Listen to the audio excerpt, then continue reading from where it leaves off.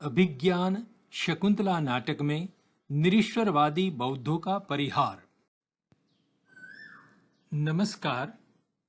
आज हम इस वीडियो में कालिदास एवं निरीश्वरवादी बौद्ध इस विषय को लेकर एक चर्चा प्रस्तुत कर रहे हैं। यद्यपि महात्मा गांधी केंद्रीय विश्वविद्यालय मोतिहारी बिहार के द्वारा आयोजित इस कार्यक्रम में विषय तो बहुत बड़ा व्यापक रखा है कि अभिज्ञान शाकुंतल में प्रतिबिंबित भारतीय समाज, लेकिन उसमें से हम एक सूक्ष्म बिंदु को उठाकर आज हमारी बात प्रस्तुत कर रहे हैं। सर विलियम जोन्स ने 1789 में कालिदास प्रणीत इस नाटक का अभिज्ञान शकुंतलम का प्रथम बार अंग्रेजी में अनुवाद किया और सारे विश्व में इस नाटक की कीर्ति पताका फहराने लगी, जिसके कारण इसी नाटक की अन्य लिपियों में लिखी गई पांडुलिपियां खोजने का कार्य भी शुरू हुआ और आज हमारे पास कुल मिलाकर 5 तरह का इस नाटक का पाठ विद्यमान है, प्रकाशित स्वरूप में उपलब्ध होता है। बड़े तौर पर कहा जाए तो एक बृहत पाठ परंपरा है और दूसरी है लघु पाठ परंपरा। There is one longer version as well as shorter version of the same drama.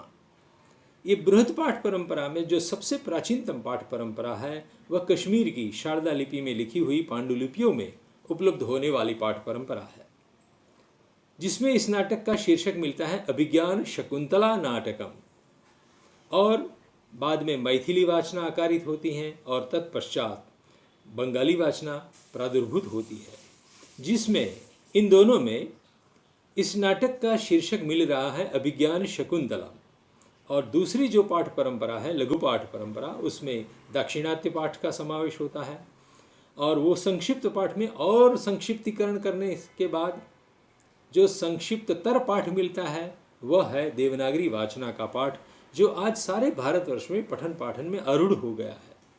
लेकिन ध्यान से देखने पर मालूम होता है कि पांचों में से कहीं पर कवि प्रणीत पाठ अखंड अनवद्य रूप में उपलब्ध नहीं है। यहाँ जो भी प्राप्त हो रहा है वो सारे रंगकर्मियों के पाठ है, रंगावृत्तियाँ के रूप में उपलब्ध हो रहा ये पाठ हमारे सामने मौजूद है। इतनी कुछ जानकारियाँ प्राप्त करने के बाद हम जो प्रस्तुत विषय हैं उस विषय की उपस्थापना कर रहे हैं।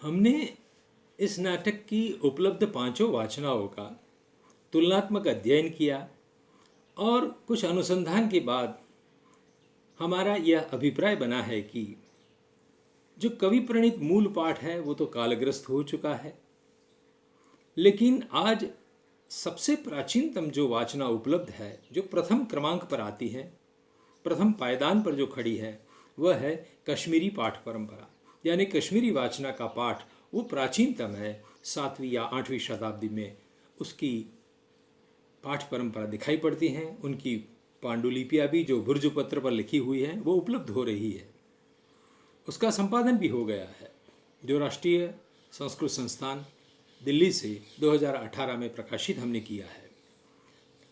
उस कश्मीरी पाठ में कुछ नए श्लोक दाखिल करके मैथिली वाचना तैयार की जाती हैं। वो द्वितीय पायदान पर खड़ा हुआ पाठ है, उसमें और मिलावट होती है, नए क्षेपक श्लोक दाखिल किए जाते हैं और उनमें से एक बंगाली वाचना बनाई जाती है। तो बृहत से बृहत्तर और बृहत्तर से बृहत्तम पाठ परंपरा बनती जा रही है। लेकिन इतिहास इस बात का गवाह है कि एक्शन के बाद रिएक्शन, क्रिया के बाद प्रतिक्रिया होती ही है। तो जो वृद्धिंगत होता हुआ पाठ था उसी में बाद में कटौती होनी शुरू हुई। रंगकर्मियों ने देखा कि इतना भारी नाटक 3 घंटे के कालावधि में प्रस्तुत नहीं किया जा सकता, इसीलिए दाक्षिणात्य पाठ परंपरा में कुछ श्लोकों को, कुछ दृश्यों को हटाकर इस नाटक का एक लघु पाठ बनाया गया। जो चौथे पायदान पर खड़ा है, और उसी में और कटौती करके एक संक्षिप्ततर पाठ भी बनाया गया जो आज देवनागरी पाठ परंपरा के रूप में सारे देश में स्वीकृत हुआ है, उसका पठन पाठन में प्रयोग होता है। लेकिन दोबारा ये बात बताया जाए कि जिसमें कवि प्रणीत पाठ की साक्षात धारा चली आ रही हो, ऐसी एक भी पांडुलिपि कहीं से आज मिलती नहीं है।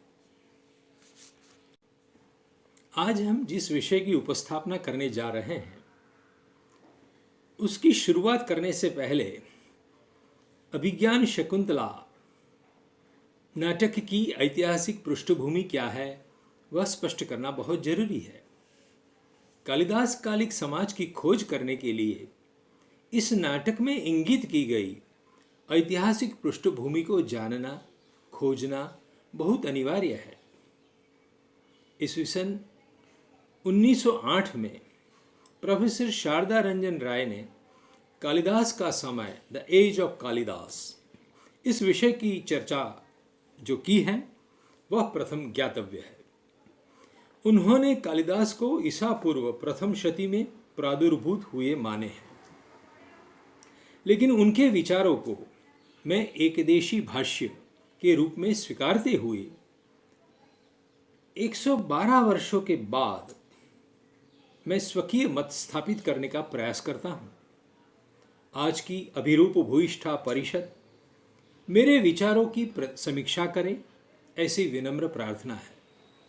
प्रोफेसर राय का पूर्वोक्त एकदेशी भाष्य सिद्धांत भाष्य तक पहुंचाने की मैं कोशिश करूंगा। बौद्ध धर्म के प्रसार की पृष्ठभूमि में कालिदास खड़े हैं। प्रोफेसर शारदा रंजन राय के मत में कालिदास का प्रादुर्भाव ईसा पूर्व दूसरी से पहली शती में होगा। वो लिखते हैं कि 10 श्लोक ग्रीवा भंगाभिरामम taken as a whole tells us that when Kalidas flourished, the effect of Buddhist teachings was manifest all around, and memory of the efforts made by kings of the spread of Buddhism was still fresh. We therefore place him after Samrat Ashok, who flourished in the 3rd century BC, but he, means Kalidas, did not come long after 1st to 2nd century BC is a likely period. तो ये professor Sharda Ranjan राय का अभिप्राय रहा है। वे मालविकाग्नि मित्र के नांदी श्लोक को भी हमारे सामने उद्धृत करते हैं और कहते हैं कि सन्मार्गालोकनाय व्यपनयतु सः वह तामसीं वृत्तिमीशः। इस पंक्ति से बौद्ध धर्म की निरीश्वरवादी तमोगुण से भरी मानसिक स्थिति का निर्देश यहाँ किया गया है। सन्मार्ग शब्द से ब्राह्मण संस्कृति के आलोकन की वो अभ्यर्थना यहाँ की गई है, ऐसा समझते हैं। निरीश्वरवादी बौद्धों के प्रति कालिदास का क्या अभिगम है, इस संदर्भ में प्रोफेसर राय लिखते हैं, I really do not see how to explain the presence of sthir bhakti योग सुलभः as depicted in the very first stanza of Vikramoorvashiyam, except on the supposition that when the poet lived, the country was full of skeptics who ridiculed Vedic ritis and disputed the very existence of God. ये उन्होंने अभिज्ञान शाकुंतल की प्रस्तावना में लिखा है। The Shakuntalam is the protest of injured Brahmanism against aggressive Buddhism, ये भी उन्होंने लिखा है। अर्थात श्री शारदा रंजन राय की दृष्टि से विक्रमोर्वशीय नाटक के नांदी पद्य में आए हुए स्थिर भक्ति योग सुलभः जैसे शब्दों से भी यही सूचित होता है कि कालिदास का समय नास्तिकों से भरा हुआ था और वे लोग वैदिक धर्म की हंसी उड़ा रहे थे। बात यहाँ तक भी सीमित नहीं रही थी, वे बौद्ध लोग तो स्वयं ईश्वर के अस्तित्व पर भी प्रश्न चिन्ह लगा रहे थे। कालिदास के काव्यों में ब्राह्मणों के प्रति सम्मान की भावना वाला समाज प्रतिबिंबित हुआ है, ऐसा दिखाने के लिए प्रोफेसर शारदा रंजन राय ने लिखा है कि expression of this sentiment occurs frequently in the Shakuntalam. Saraswati श्रुति महताम महीयताम is only one instance out of dozens. Disrespect towards a Brahmin, intentional or unintentional, leads to awful consequences, as is seen from the suffering of Shakuntala through the curse of Durvasa.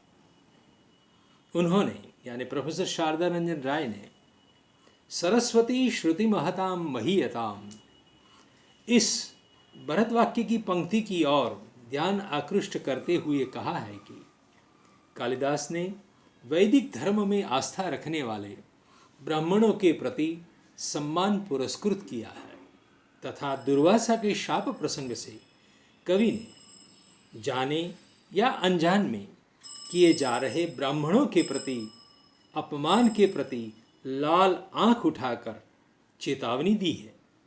लेकिन कवि अभिधा में यह संदेश दे वो अनुचित सा लगता है। इतना क्लियर कट शायद कवि ने नहीं कहा होगा, ऐसा हमारा अभिप्राय है। दुर्वासा के शाप के पीछे, क्योंकि दुर्वासा ब्राह्मण थे इसलिए उनके अपमान से ये सब शकुंतला को भुगतना पड़ता है, ऐसा अभिधा में कहने वाला ये कवि नहीं है।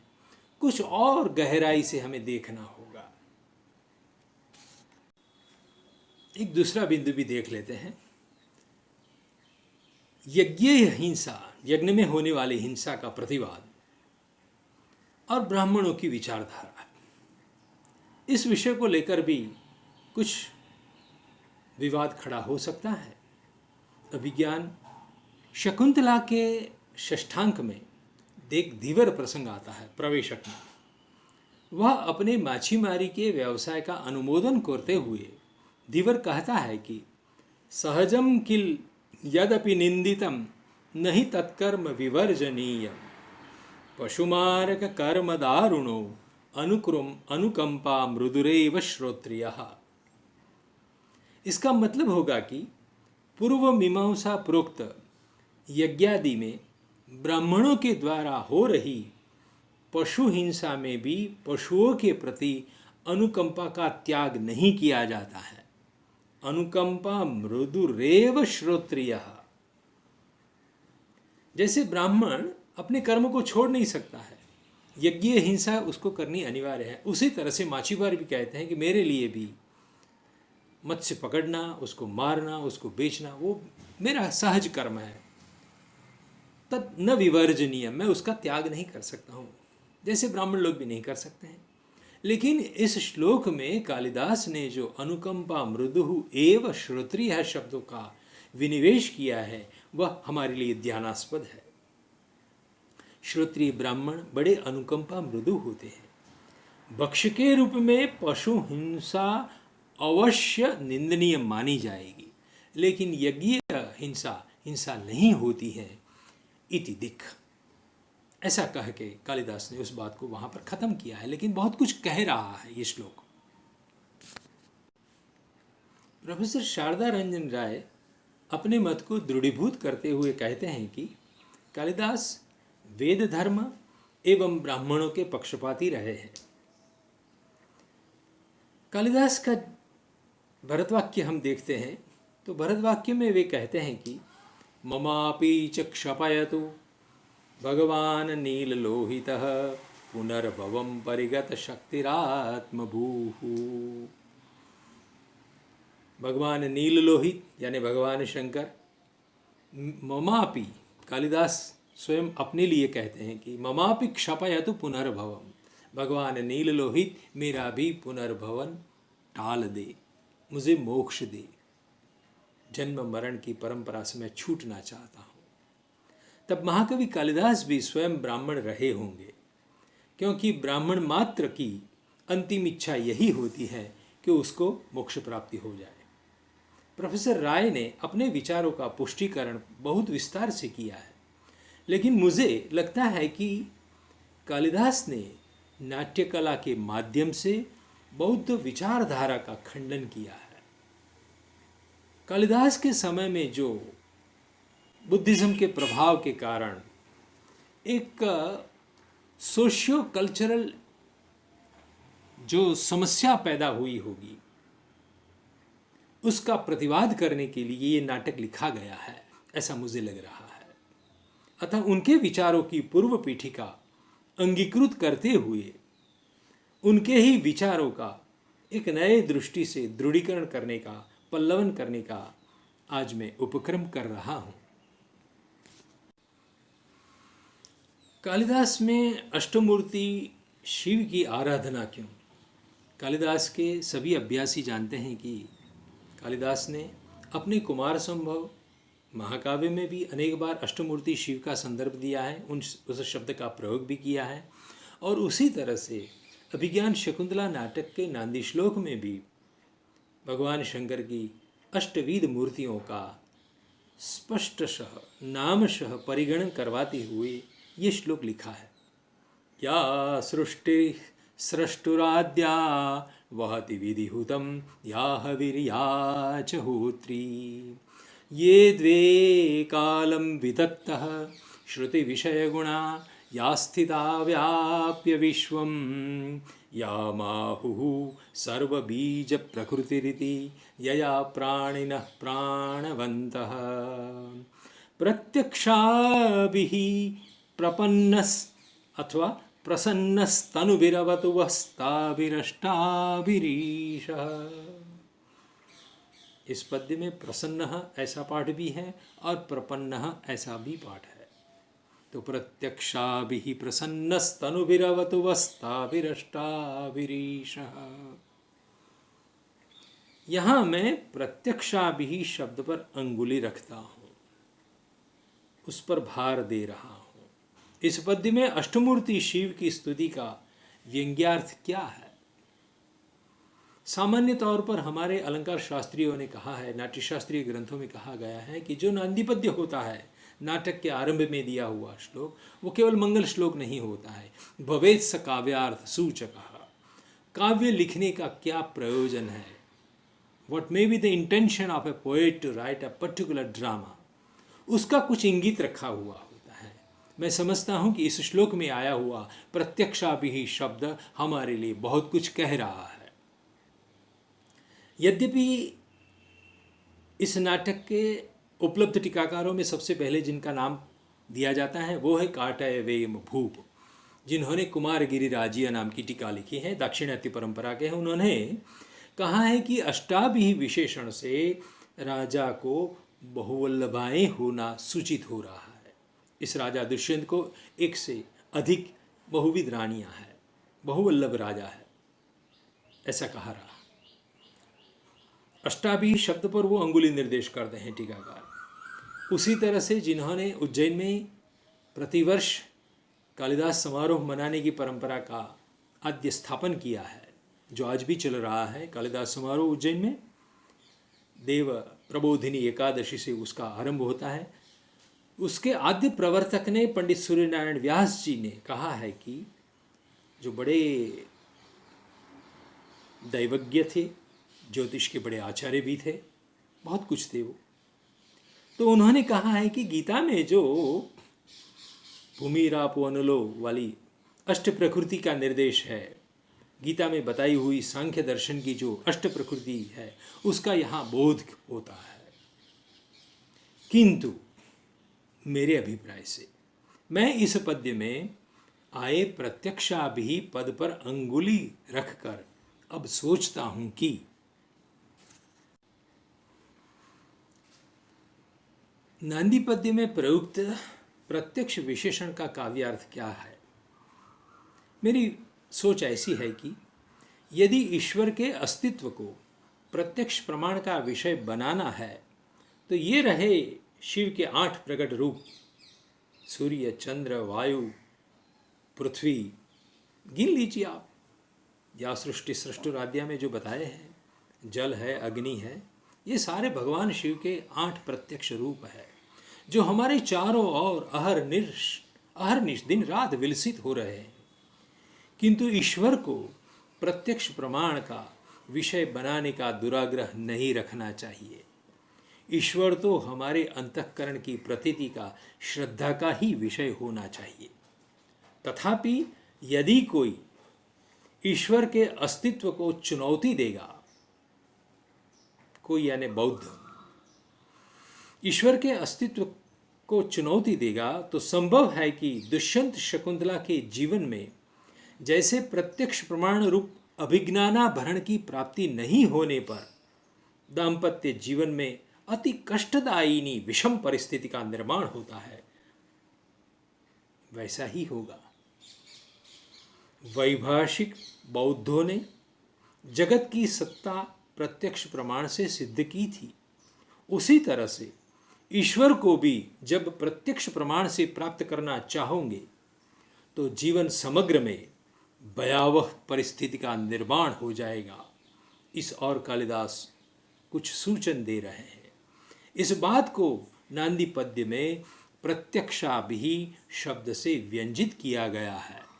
इस तरह से आप यदि सोचेंगे तो कुछ नया ही काव्यार्थ आपको हाथ लग जाएगा। अब हम कृति में प्रवेश करके ही देखते हैं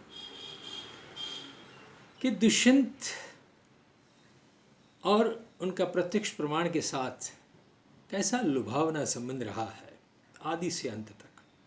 जैसे कि प्रथमांक में दुष्यंत का हमें तत्वान्वेषी स्वभाव यूं दिखाई पड़ता है। जैसा ही वह कण्व मुनि के आश्रम में प्रविष्ट होता है, 3 सहेलियां जल सिंचन कर रही हैं। दूर से वृक्ष के पीछे खड़े रहकर वो इन सहेलियों को देखता है और तुरंत मन में प्रश्न उठता है, अपि नाम कुलपते है कण्वस्य इयं शकुंतला असवर्ण क्षेत्र संभवा स्यात्। क्या यह शकुंतला मुनि कण्व की असवर्ण क्षेत्र संभवा यानी ब्राह्मण भिन्न से पैदा हुई हो ऐसी पुत्री हो सकती है? तुरंत बोलता है, अथवा कृतम संदेहेन, संदेह की कोई बात नहीं है, कोई अवकाश ही नहीं है, क्योंकि सताम ही संदेह पदेषु वस्तुषु प्रमाणमंतः करण प्रवृत्तयः।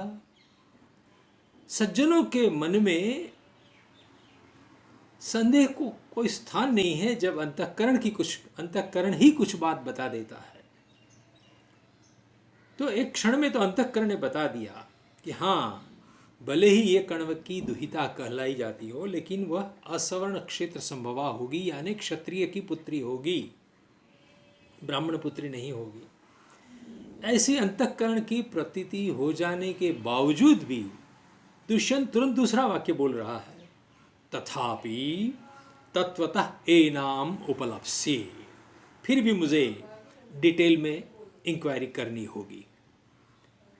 दुष्यंत यहाँ अंतःकरण की प्रतीति को उखाड़ फेंकता है और तत्वतः जानने को उद्यत होता है।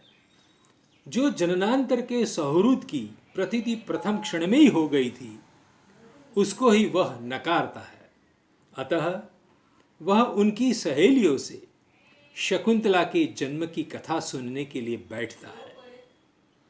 दुष्यंत केवल प्रत्यक्ष प्रमाण में ही विश्वास कर रहा है, इसीलिए ही वह द्वितीयांक में विदूषक को कहता है, परिहास विजल्पितम सखे परमार्थेन न गृह्यताम वचः।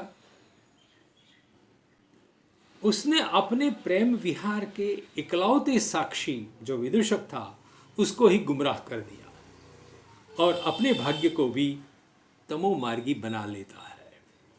आप देखिए, ही वॉज वेरी कॉन्शियस कि मृगया विहार के लिए वो साथ में जिस नर्म सचिव को विदूषक को ले आया है, वह शायद अंतःपुर में जाकर रानियों को बता देगा। तो अपने प्रेम सहचार के एकमात्र साक्षी ऐसे विदूषक को समझा देता है कि ये जो हमने आपसे कुछ बात कही थी कि हमारा शकुंतला के साथ कुछ प्रेम संबंध हुआ है, वो तो परिहास विजल्पितम, बस ऐसे ही कुछ समय बिताने के लिए कही हुई बात थी, आप उसको सही नहीं माना। न परमार्थे न गृह्यताम वचः, ऐसा कहकर उन्होंने अपने प्रत्यक्ष प्रमाण को ही लीपापोती करके धूमिल कर दिया।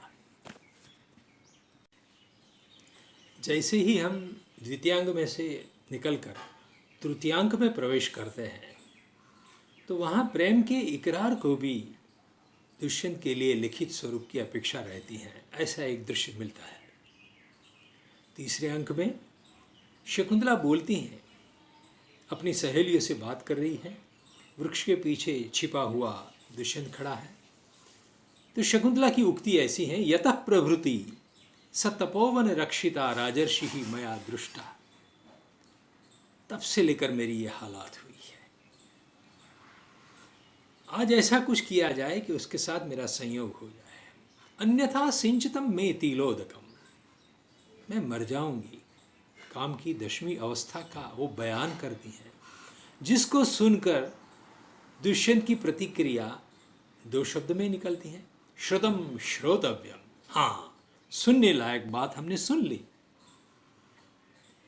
शकुंतला ने आगे ये भी कहा, जैसा हमने बताया आपको, यदि वाम अनुमतम, आप दोनों सहेलियों को यदि अनुमत है तो तदा तथा वर्तेथाम यथा तस्य राजर्षेहि अनुकंपनीया भवामि, अन्यथा सिंचतम में तिलोदकम। यहाँ दुष्यंत की उक्ति आगे और निकल रही है, विमर्शच्छेदी वचनम। अब तो कोई परामर्श करने की, सोचने की, इंक्वायरी करने की गुंजाइश ही नहीं है, ये मेरे ही प्रेम में है, अब आगे सोचने की जरूरत नहीं है।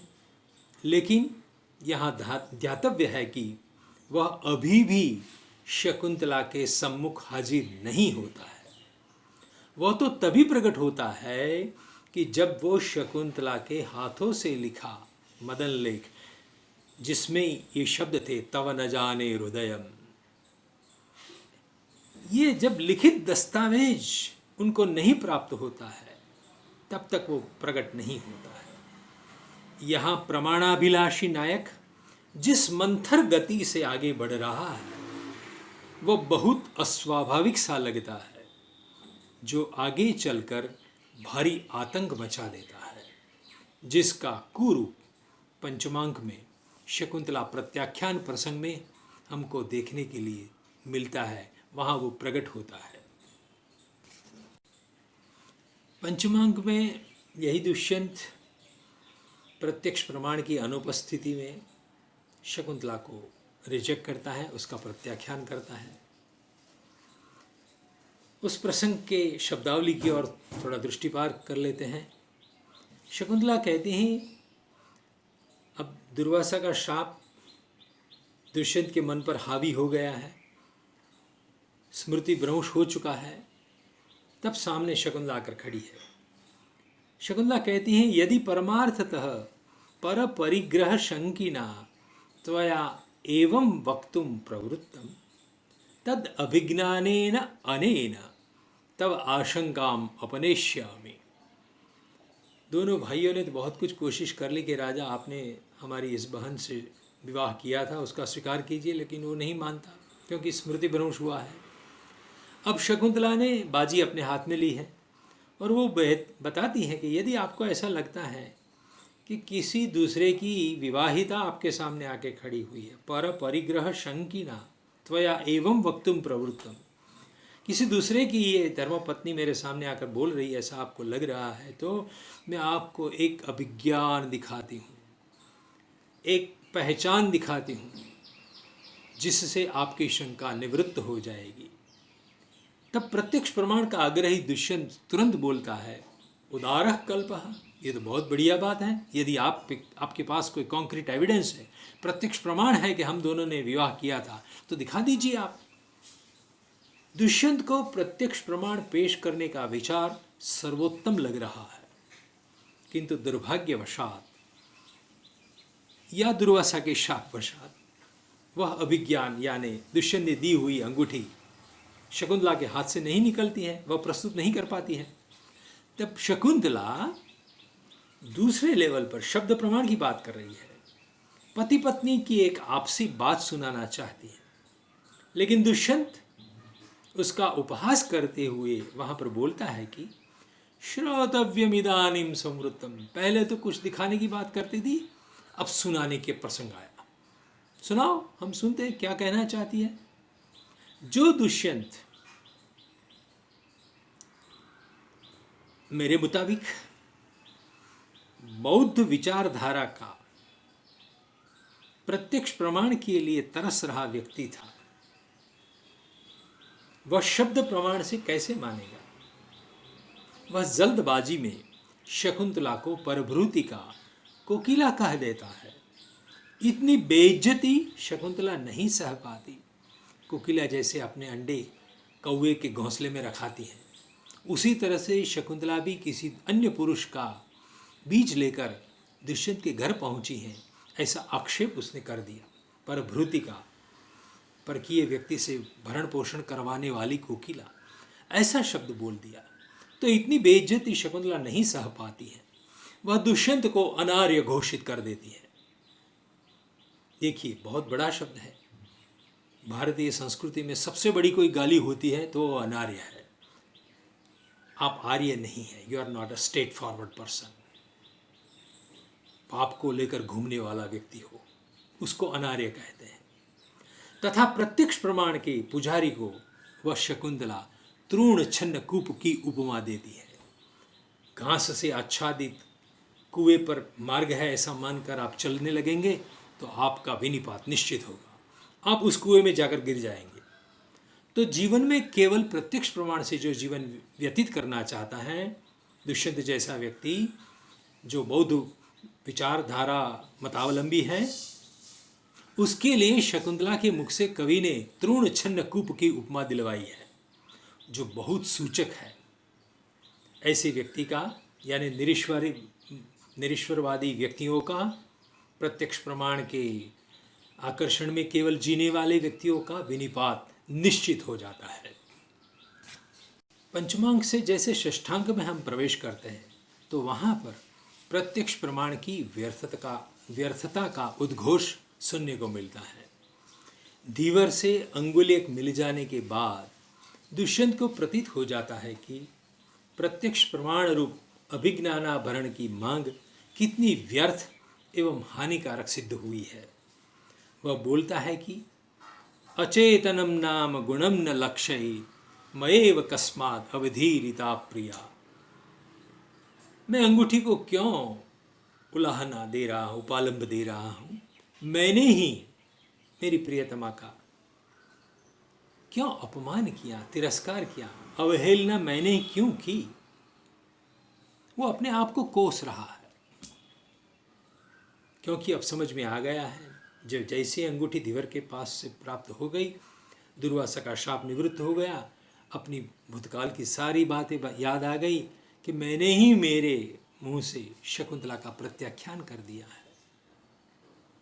यहाँ अचेतनम नाम गुणम न लक्षयित वाला श्लोक जब दुष्यंत के मुख से निकलता है आत्मगत उक्ति के रूप में, इसको सुनकर पार्श्व में खड़ी एक अप्सरा जो मेनका की सहेली है या शकुंतला ने भेजी है, ऐसी सानुमति भी सूचक वाक्य बोल रही है। अथवा ईदृशो अनुरागो अभिज्ञानम अपेक्षते कथम युवएत। मैं नहीं समझ पाती कि यदि शकुंतला के प्रति दुष्यंत के मन में इतना गहरा प्रेम था तो उसने एक अभिज्ञान की क्यों अपेक्षा रखी। ये कैसे हो सकता है? ये सही प्रेम का स्वरूप हो सकता है कि जो व्यक्ति प्रेम के बारे में प्रत्यक्ष प्रमाण की याचना करे, प्रेम को प्रत्यक्ष प्रमाण की अपेक्षा हो, तो वह प्रेम नहीं होता है। प्रेम तो अंतःकरण की प्रतीति पर ही निर्भर होता है। दुष्यंत कबूल कर रहा है कि मनुष्य यदि प्रत्यक्ष प्रमाण पर ही जिएगा तो भारी अवदशा हो सकती है, जैसे कि स्रजम अपि शिरसि अंध क्षिप्ताम धुनोति अहिशंकया। किसी अंधे के गले में आप माला फेंकोगे, माला पहनाओगे, तो वो अंधा व्यक्ति जिसके पास प्रत्यक्ष प्रमाण नहीं है, ऐसा अंधा व्यक्ति उस माला को भी, पुष्पमाला को भी अपने गले से निकाल कर फेंक देगा। उसी तरह से मैंने भी मेरी प्रियतमा को मेरे घर से निकाल दी। यहाँ पर वो प्रत्यक्ष प्रमाण की व्यर्थता स्वीकार कर लेता है कि मेरे से बड़ी जबरदस्त जीवन में एक बड़ी भूल हो गई है। प्रत्यक्ष प्रमाण की ऐसी याचना कभी भी हमें नहीं करनी चाहिए। हमने जो प्रारंभ में कहा है कि इस नाटक में दुष्यंत का जो स्वभाव देखा जा रहा है वो प्रत्यक्ष प्रमाण के लिए निरंतर लालायित रहता है। अब देखिए, प्रत्यक्ष प्रमाण नहीं मिलने पर उसने अपनी धर्मपत्नी का, अपने हृदय की प्रियतमा का परित्याग कर दिया। बाद में पछताने भी लगा, लेकिन फिर भी वह स्वभाव उनका बना रहता है। हम अब सप्तम अंक में प्रवेश करते हैं। सप्तमांक में भी दुष्यंत की प्रत्यक्ष प्रमाण की अपेक्षा या लालसा बनी रहती है। जैसे ही हम जाते हैं सप्तमांग में, तो वहाँ मारीच ऋषि के आश्रम में एक बच्चा सिंह बाल को पकड़कर ले आया है जंगल से, और जृंभस्वते मुखम दंतांस्ते गणेश्यामि, तेरा मुंह खोल, मैं तेरा दांत गिनना चाहता हूँ। उसको परेशान कर रहा है, सता रहा। उसको देखकर दुष्यंत एक वाक्य बोल रहा है, किन्नु खलु बाले अस्मिन औरस इव पुत्रे स्नेह्यति मे मनः। जैसे मेरा खुद का पुत्र हो, ऐसा मुझे उस पर क्यों स्नेह हो रहा है। देखिए, यहाँ अंतःकरण की प्रतीति बोल रही है, मन से आवाज आ रही है कि मेरा ही पुत्र है, लेकिन ये प्रत्यक्ष प्रमाण नहीं है, इसलिए नहीं मानता। बाद में जब उसको दूसरा खिलौना देने की बात प्रस्तुत होती है, तो उस बच्चे ने, सर्वदमन भरत ने अपना हाथ फैलाया और कहा, कहाँ है दूसरा खिलौना, दीजिए मुझे। तो उसके हाथ की रेखाएं देखने लगता है दुष्यंत। जाल ग्रथितान, अनेक तरह की रेखाओं से ग्रथित था उसका हाथ, जो चक्रवर्ती के लक्षणों वाला था। उसको देखकर कथम चक्रवर्ती लक्षणम अपि अनेन धार्यते, दूसरा प्रमाण मिला। तो अंतःकरण से हुआ मेरा पुत्र है। दूसरा प्रमाण मिला, उसके हाथ में चक्रवर्ती के लक्षण है। ये लड़का भविष्य में चक्रवर्ती राजा होने वाला है। और इसी नाटक के आरंभ में हमको कहा गया है कि कण्व मुनि के ही ऋषि मुनियों ने उसको आरंभ में ही आशीर्वाद दिया था, सर्वथा चक्रवर्तिनम पुत्रम अवाप्नुहि। हे राजन, तूने आश्रम के मृग को नहीं मारा, इस सत्कर्म के लिए तुम्हें भी भविष्य में चक्रवर्ती पुत्र होगा, प्राप्त होगा। फिर भी उसका मन नहीं माना। भद्रमुख नायम ऋषि कुमार, मारीच ऋषि की ऋषि कन्याओं ने कहा कि आप उसको ऋषि कुमार मत समझिए, ये ऋषि कुमार नहीं है, ये तीसरा प्रमाण यानी क्षत्रिय का बच्चा है। दुष्यंत पूछता है, को अस्य व्यपदेश, कौन है, उसकी पहचान क्या है, किस कुल का है ये। तब जवाब दिया जाता है, पौरव, ये पुरुवंश का है। यहाँ पाठांतर है दो, कहीं कहीं पर पौरव यानी पुरुवंश का है, या पुरुवंश का ये पुत्र है। ये उनको चौथा प्रमाण दिया जाता है। बाद में ये भी वाक्य आता है सप्तमांग में, अप्सरा संबंधेन अस्य जननी अत्र देवगुरोः तपोवने प्रसूता। इस लड़की की माँ अप्सरा के साथ संबंध रखने वाली है, यानी मेनका अप्सरा की ये पुत्री शकुंतला का पुत्र है। इसीलिए वो यहाँ आकर देवगुरु के आश्रम में, मारीच ऋषि के आश्रम में आकर उसको जन्म दे रही है, जन्म दिया था उसने। तो दुष्यंत जानता है कि शकुंतला का संबंध अप्सराओं के साथ भी था, फिर भी वो नहीं माना। ये पंचम प्रमाण भी उसके हाथ में आ गया।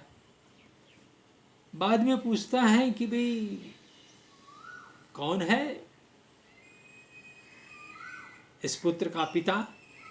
तो उसके जवाब में ऋषि कन्याओं ने ऐसा बोल दिया, कहतस्य धर्मदार परित्यागिनो नाम संकीर्तयितुम चिंतयिष्यति।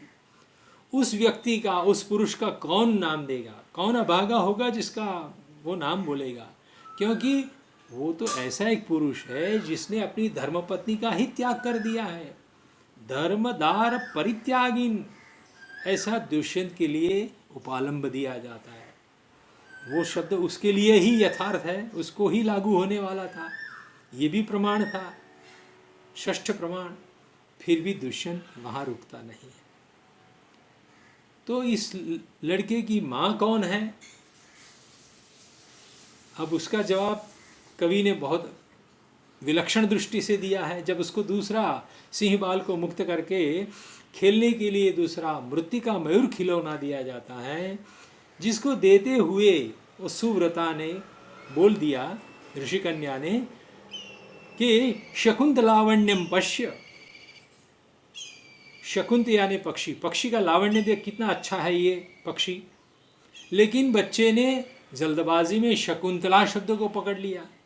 कहा तो गया था शकुंत एवं लावण्य पृथक पृथक, लेकिन बच्चे ने अपनी स्नेहवशात शकुंतला ऐसा शब्द पकड़ लिया और तुरंत पूछता है कहाँ है मेरी माँ।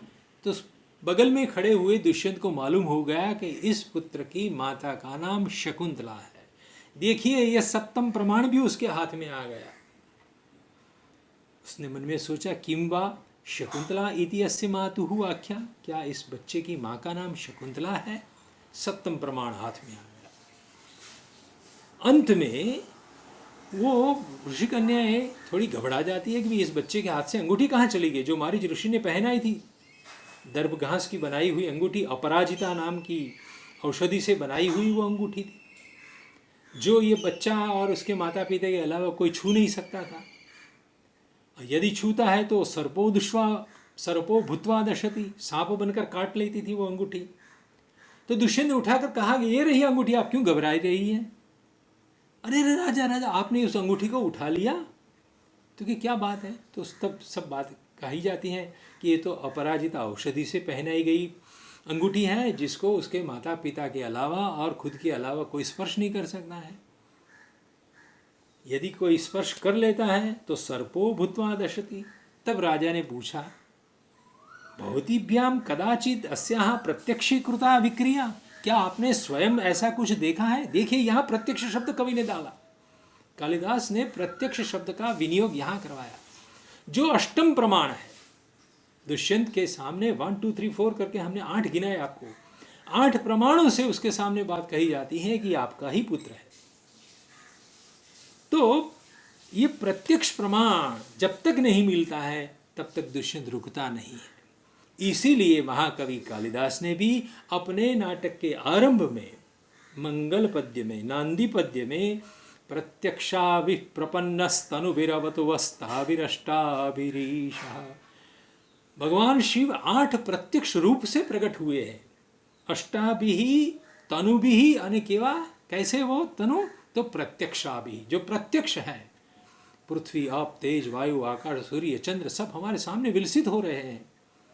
तो इस तरह से महाकवि कालिदास ने सप्तम अंक में 8 प्रमाण प्रस्तुत किए दुष्यंत के सामने। ये बहुत बड़ा सूचक है, उसमें बड़ी व्यंजना पड़ी है, जिसका सीधा संबंध नांदी पद्य के साथ बैठता है कि प्रत्यक्ष प्रमाण यदि बौद्ध मांगते ही हैं, निरीश्वरवादी बौद्ध मांगते ही हैं, तो ये रहे हमारे शिव इतने 8 स्वरूपों में हमारे सामने प्रकट हुए हैं। यदि आप उसको नहीं मानेंगे तो जैसे दुष्यंत शकुंतला के जीवन में एक भयावह परिस्थिति, एक आतंक मच गया, उसी तरह से किसी भी मनुष्य के जीवन में आतंक मच सकता है। इसीलिए निरीश्वरवादी मत हो, कुछ अंतःकरण की बात भी सुना करो, ईश्वर में श्रद्धा रखाओ। इतना हो जाने के बाद महाकवि कालिदास ने शकुंतला के मुख से भी, शकुंतला के द्वारा प्रत्यक्ष प्रमाण की भ्रामकता का निर्देश भी किया है। इसी अंक के अंतभाग में जब तीनों मिलते हैं, पिता पुत्र और माता शकुंतला, शकुंतला पूछते हैं कि क्या हुआ कि मैं आपको याद आ गई? तो कहते कि नहीं, पहले आपके आंख के आंसू मुझे पहुंचने दो, बाद में मैं सब बताऊंगा। तब जैसे ही दुष्यंत शकुंतला की आंख पहुंचने लगता है तो उसके हाथ में वो अंगूठी थी जो धीवर के पास से प्राप्त हुई थी, माछीमार के द्वारा प्राप्त हुई थी। उसको देखकर शकुंतला चौंक जाती है, ये कहाँ से प्राप्त हुई। राजा कहते हैं कि तेन ही ऋतु समवाय चिन्हम प्रतिपद्यताम लता कुसुमम। तो ऋतु के अनुकूल पुष्प के समान ये अंगूठी शकुंतला रूपी लता अब पुनः फिर से धारण कर ले। दुष्यंत उसको वापस लौटाना चाहते। देखिए, प्रथम अंक से विटी ये अंगूठी देने का दुष्यंत प्रयास कर रहा है और वो लगातार हमारे साथ, प्रेक्षकों के साथ सप्तम अंक तक बनी रहती है। जब फिर से वही दुष्यंत ने प्रयास किया कि लता जैसे ऋतु के अनुकूल पुष्प को धारण करती हैं, ऐसे हे शकुंतला तुम इस अंगूठी को पुनः धारण कर लो। तो शकुंतला ने तुरंत बोल दिया, न अस्य विश्वसिमि, अब मुझे इस अंगूठी पर भरोसा नहीं है। आई कैनॉट रिलाई अपॉन आर्यपुत्र एव एतत् धारयतु, आप ही उसको संभालिए। इसके द्वारा शकुंतला कहती है कि मैं आपकी जीवन संगिनी हूँ, उसकी आंतरिक प्रतीति तो आपके मन में ही होनी चाहिए, उसके लिए मुझे कोई अंगूठी धारण करने की आवश्यकता नहीं होनी चाहिए। प्रत्यक्ष प्रमाण को वो फेंक देती है, अस्वीकार जाहिर कर देती है, जिसको किसी बाह्य अभिज्ञान की, बाह्य उपाधि की अथवा किसी बाह्य प्रमाण की अपेक्षा ही नहीं होनी चाहिए। यही सच्चा प्रेम होता है। मतलब कि श्रुति वचन में विश्वास नहीं होने से एवं प्रत्यक्ष प्रमाण की अनुपस्थिति में जो लोग बौद्ध निरीश्वरवादी बने थे, उनकी विचार सरणी भी नितांत अग्राह्य है, अस्वीकार्य है, ऐसा कालिदास शकुंतला के मुंह से घोषित कर रहे हैं। यह नाटक कालिदास के समय में जो सोशियो फिलोसॉफिकल या सोशियो कल्चरल क्राइसिस खड़ी हुई होगी, उसको प्रतिध्वनित करता है। और न केवल प्रतिध्वनित करता है, लेकिन महाकवि कालिदास इस नाटक के माध्यम से उस विचार सरणी का प्रत्याख्यान भी कर रहे हैं, परिहार भी कर रहे हैं, उसका खंडन कर रहे हैं। उसी के लिए ये नाटक लिखा गया है। कला के माध्यम से भी कुछ बात हो सकती है। शंकराचार्य होते तो शंकराचार्य बड़ा शास्त्रार्थ करके ये शून्यवादी निरीश्वरवादी बौद्धों का खंडन करते, वो राजाज्ञा समान था। लेकिन जब कालिदास ने नाट्य कला के माध्यम से बौद्धों की विचार सरणी का खंडन किया है, तो वह कांता सम्मिततया सिद्ध होता है। जैसे कांता प्रियतमा कुछ उपदेश इशारे में कर देती हैं और उनका पति या प्रियतम ग्रहण कर लेता है, उसी तरह से कला के माध्यम से जो बात कही जाती है वो बड़े बड़े शास्त्रार्थों से भी नहीं कही जाती है या इतनी सुचारू रूप से नहीं कही जाती है। तो इससे तत्कालिक भारतीय समाज की संक्रांतिक कालिक दशा सूचित हो रही है। ये मेरा आपको आज का निवेदन है। भरत वाक्य में कालिदास को अभिष्ट जो भारतीय समाज प्रतिबिंबित हो रहा है, उसका दर्शन करना भी बहुत अंत में जरूरी है। उन्होंने इस नाटक के भरत वाक्य में कहा है कि प्रवर्ततां प्रकृति हिताय पार्थिवः सरस्वती श्रुति महतां महीयताम्।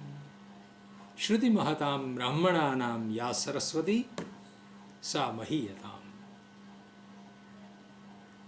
जिन ब्राह्मणों के कंठ में वेद है, जो वेद पाठी ब्राह्मण हैं, उनकी सरस्वती, उनकी वाणी सम्मानित हो, पूजनीय बनो इस धरातल पर, ये कालिदास की कामना है, जो उन्होंने अपने अंतिम भरत वाक्य के दूसरे वाक्य में रख दिया है। कहीं कहीं पर एक दूसरा पाठभेद भी मिलता है, जैसे कि प्रवर्ततां प्रकृति हिताय पार्थिवः सरस्वती श्रुति महती महीयताम्। श्रुति महती सरस्वती, वेदों से महान बनी जो सरस्वती यानी वेदवाणी, श्रुति वचन, वो इस धरातल पर सम्मानित बनो। क्योंकि बौद्धों ने वेदों में विश्वास नहीं किया था, वेदों को अप्रमाण घोषित किए थे, केवल उन्होंने ईश्वर को नहीं नकारे थे। इंद्र, अग्नि इत्यादि वैदिक देवताओं पर उन्होंने नाराजगी नहीं व्यक्त की थी, उन्होंने तो वेद को ही अप्रमाण घोषित कर दिए थे। वेद नहीं मानते थे, इसीलिए वो नास्तिक कहलाए। जो वेद में विश्वास नहीं करते वो नास्तिक है।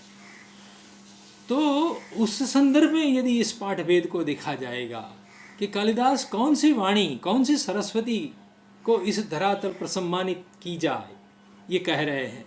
कालिदास ने ये नहीं कहा कि जिस वाणी में, जिस संस्कृत भाषा में व्यास, वाल्मीकि और कालिदास ने कुछ लिखा है वो संस्कृत वाणी धरातल पर सम्मानित बनो। लेकिन कालिदास तो ये कहते हैं, वो अपने लिए नहीं कहते हैं, व्यास वाल्मीकि के लिए नहीं कहते हैं, वो तो कहते हैं कि श्रुति महति, वेदों से महान बनी जो वाणी है, वेद वाणी है, वह वेद वाणी इस धरातल पर महनीय बनो, पूजनीय बनो, सम्मानित बनो।